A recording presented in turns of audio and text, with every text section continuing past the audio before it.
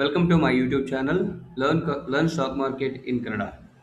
ಸ್ನೇಹಿತರೆ, ನಮ್ಮ ಪಾರ್ಟ್ 2 ಚಾಪ್ಟರ್ನಲ್ಲಿ ಸೆಬಿ ಅಂದ್ರೇನು, ಎನ್ ಎಸ್ ಸಿ ಅಂದ್ರೇನು, ಬಿ ಎಸ್ ಸಿ ಅಂದ್ರೇನು, ಸ್ಟಾಕ್ ಮಾರ್ಕೆಟ್ ಓಪನಿಂಗ್ ಎಷ್ಟು ಗಂಟೆಗೆ ಆಗುತ್ತೆ, ಕ್ಲೋಸಿಂಗ್ ಎಷ್ಟು ಗಂಟೆಗೆ ಆಗುತ್ತೆ, ಜಗತ್ತಿನ ಶ್ರೀಮಂತರು ಸ್ಟಾಕ್ ಮಾರ್ಕೆಟ್ನಿಂದ ಸಂಪತ್ತು ಹೇಗಾಗಿದೆ, ಇನ್ವೆಸ್ಟರ್ಸ್ಗಳು ಯಾರ್ಯಾರಿದ್ದಾರೆ ಸ್ಟಾಕ್ ಮಾರ್ಕೆಟಲ್ಲಿ ಅಂದರೆ foreign foreign institutional investors, domestic institutional investors, retailers ಅಂದರೆ ಯಾರು ಏನು ಅಂತ ತಿಳ್ಕೊಂಡ್ವಿ. ಕಂಪ್ನಿಗಳು ಸ್ಟಾಕ್ ಮಾರ್ಕೆಟ್ಗೆ ಬರಲಿಕ್ಕೆ ಕಾರಣ ಏನು ಅಂತ ಕೂಡ ತಿಳ್ಕೊಂಡ್ವಿ. ಹಾಗೆ ಈ ಯಾವೆಲ್ಲ ಪ್ರಮುಖ ಕಂಪ್ನಿಗಳು ಭಾರತದ ಸ್ಟಾಕ್ ಮಾರ್ಕೆಟಲ್ಲಿ ಇದೆ ಅಂತ ಕೆಲವು ನೋಡಿದ್ವಿ. ಸೊ ಟ್ರೇಡಿಂಗ್ನ ಯಾವುದ್ರಲ್ಲಿ ಮಾಡ್ಬೋದು? ಮೊಬೈಲಲ್ಲಿ ಮಾಡ್ಬೋದು, ಲ್ಯಾಪ್ಟಾಪಲ್ಲಿ ಮಾಡ್ಬೋದು, ಸಿಸ್ಟಮಲ್ಲಿ ಮಾಡ್ಬೋದು. ನಾನೀಗ ಹೇಗೆ ಮೊಬೈಲಲ್ಲಿ ಡಿಮ್ಯಾಟ್ ಅಕೌಂಟ್ ಓಪನ್ ಮಾಡ್ಕೊಂಡಿದ್ದೀರಾ ಅಂತ ಅಂದ್ಕೊಂಡಿದ್ದೀನಿ. ಸೊ ಮೊಬೈಲ್ನಲ್ಲಿ ಆ್ಯಪ್ನ ಹೇಗೆ ಓಪನ್ ಮಾಡಿ ಆಪ್ರೇಟ್ ಮಾಡೋದು ಅಂತ ಒಂದು ಸಣ್ಣದಾಗಿ ನೋಡೋಣ. ಮೊದಲಿಗೆ ಆ್ಯಪ್ ಓಪನ್ ಮಾಡಬೇಕಾಗತ್ತೆ. ಆ್ಯಪ್ ಓಪನ್ ಮಾಡಾದಮೇಲೆ ನೀವು ಅದಕ್ಕೆ ಪಿನ್ ಸೆಟ್ ಮಾಡಬೇಕಾಗತ್ತೆ. ಪಿನ್ ಸೆಟ್ ಮಾಡಾದ್ಮೇಲೆ ಆ್ಯಪ್ ಓಪನ್ ಒಳಗಡೆ ಹೋಗ್ತಾರೆ. ಆ್ಯಪ್ ಓಪನ್ ನಿಮ್ಗೊಂದು ಇಂಟರ್ಫೇಸ್ ಬರುತ್ತೆ. ಇಲ್ಲಿ ಬಂದು ವಾಚ್ ಲಿಸ್ಟ್ ಅಂತ ಇರುತ್ತೆ. ಈ ವಾಚ್ ಲಿಸ್ಟಲ್ಲಿ ನಿಮಗೆ ಬೇಕಾದ ಶೇರ್ಸ್ಗಳನ್ನು ಲಿಸ್ಟ್ ಮಾಡ್ಕೋಬೋದು. ಫಾರ್ ಎಕ್ಸಾಂಪಲ್ ನೋಡಿ, ಇಲ್ಲಿ ಸರ್ಚ್ ಬಾಕ್ಸ್ ಇದೆ. ಈ ಸರ್ಚ್ ಬಾಕ್ಸಲ್ಲಿ ನಾನೀಗ TVS ಅಂತ ಟೈಪ್ ಮಾಡಿದ್ದೀನಿ. ಸೊ TVS ಅಂತ ಟೈಪ್ ಮಾಡಿದ ಕೂಡಲೇ TVS ಅನ್ನೋ ಕಂಪ್ನಿಗಳು ಎಲ್ಲ ಬಂದ್ಬಿಡುತ್ತೆ. ಬೇಸಿಕಲಿ TVS, NSE, BSE ಅಂತ ಬರುತ್ತೆ. ಸೊ TVS, NSE ಅನ್ನೋದನ್ನು ನೀವು ಮಾರ್ಕ್ ಮಾಡಿಕೊಂಡ್ರೆ ಅದು ನಿಮಗೆ ವಾಚ್ ಲಿಸ್ಟಲ್ಲಿ ಆ್ಯಡ್ ಆಗಿ ನಿಮಗೆ ಸ್ಕ್ರೀನ್ ಮೇಲೆ ಬರುತ್ತೆ. ಓಕೆನಾ? ಹೀಗೆ ನಿಮ್ಗೆ ಇಷ್ಟವಾದ ಕಂಪ್ನಿ ಜಸ್ಟ್ ಟೈಪ್ 2ರಿಂದ 3 ಲೆಟರ್ ಟೈಪ್ ಮಾಡ್ತಿದ್ದಂಗೆ ನಿಮಗೆ ಕಂಪ್ನಿ ಡೀಟೇಲ್ಸ್ ಎಲ್ಲ ಬರುತ್ತೆ. ನೀವು ಹೀಗೆ ಆ್ಯಡ್ ಮಾಡ್ಕೊಳ್ತಾ ಹೋಗ್ತಾರೆ. ಇನ್ನು ಇದನ್ನ ಪರ್ಚೇಸ್ ಮಾಡಬೇಕು ಅಂದರೆ ಹೇಗೆ ಮಾಡೋದು?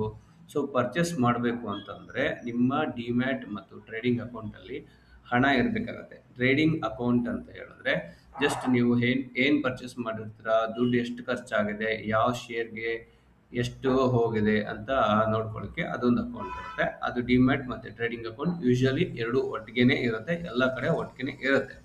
ಸೊ ಟ್ರೇಡಿಂಗ್ ಅಕೌಂಟಲ್ಲಿ ನೀವು ಹಣನ ಫಸ್ಟು ನೀವು ಆ್ಯಡ್ ಮಾಡ್ಕೋಬೇಕಾಗುತ್ತೆ. ಸೊ ಆ್ಯಡ್ ಮಾಡ್ಕೊಳ್ಳೋದು ಹೇಗೆ ಅಂತಂದರೆ ಇಲ್ಲಿ ನೋಡ್ತಾ ಇದ್ದೀರಲ್ಲ. ಸೊ ಹೀಗೆ ಹೋಗಿ ನೀವು ಇದ್ರ ಮೇಲೆ ಆ್ಯಡ್ ಅಂತ ಅಕೌಂಟ್ಗೆ ಹೋಗಿ ಆ್ಯಡ್ ಅಂತ ಬರುತ್ತೆ, ಆ್ಯಡ್ ಫಂಡ್ಸ್ ಅಂತ ಬರುತ್ತೆ.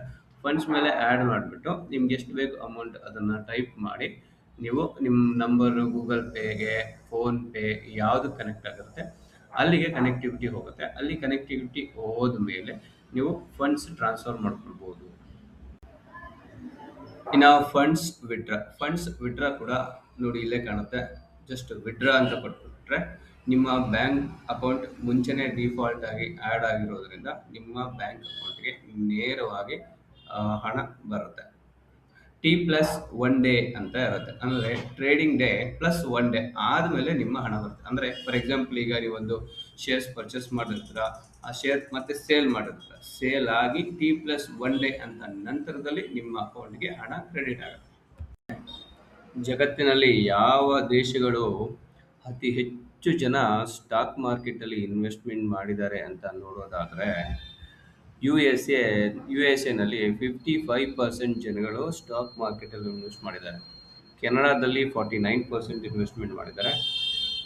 ಆಸ್ಟ್ರೇಲಿಯಾದಲ್ಲಿ 37% ಇನ್ವೆಸ್ಟ್ಮೆಂಟ್ ಮಾಡಿದ್ದಾರೆ.